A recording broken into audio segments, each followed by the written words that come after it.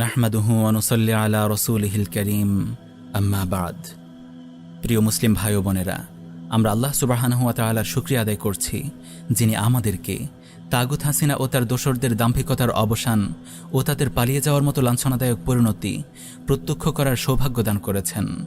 কৃতজ্ঞতা জানাই আওয়ামী দুঃশাসনের বিরুদ্ধে গর্জে ওঠা প্রতিবাদী ছাত্র জনতার প্রতি, যাদের বিপ্লবী প্রয়াসে চূর্ণ বিচূর্ণ হয়েছে স্বৈরাচার হাসিনার ক্ষমতার মসনদ। তাগুত জালিমদের হটানোর এই আন্দোলনে যারা অবদান রেখেছেন, আল্লাহ সুবহানাহু ওয়া তাআলা তাদের সবার প্রয়াসকে কবুল করুন, নিহত মুসলিমদেরকে শাহাদাতের মর্যাদা দান করুন এবং আহতদের পরিপূর্ণ শেফা দান করুন।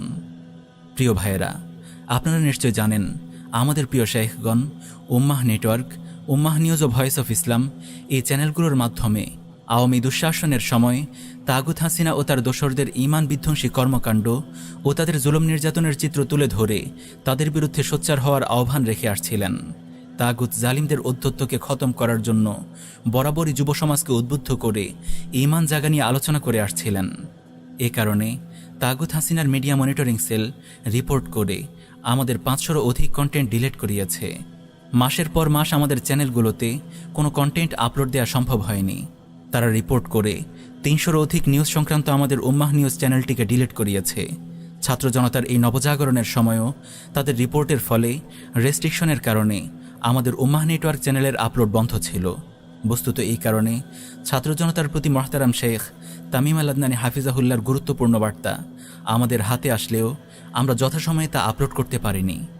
তাগুত হাসিনা ও তার দোসরদের উৎখাতে আমরা সবসময় সরব ছিলাম। আগামীতেও তাগুত জালিমদের সকল ষড়যন্ত্র রুখে দেওয়ার লক্ষ্যে আমাদের প্রচেষ্টা ও সংগ্রাম অব্যাহত থাকবে ইনশাআল্লাহ। দিকে দিকে তাওহীদবাদী যুবকরা জেগে উঠেছে, পালিয়ে বেড়াচ্ছে তাগুত জালিমের দল। আমাদের প্রত্যাশিত বিজয় অতি সন্নিকটে বিইজনিল্লাহ। আমাদের প্রত্যাশিত বিজয় অতি সন্নিকটে বিইজনিল্লাহ।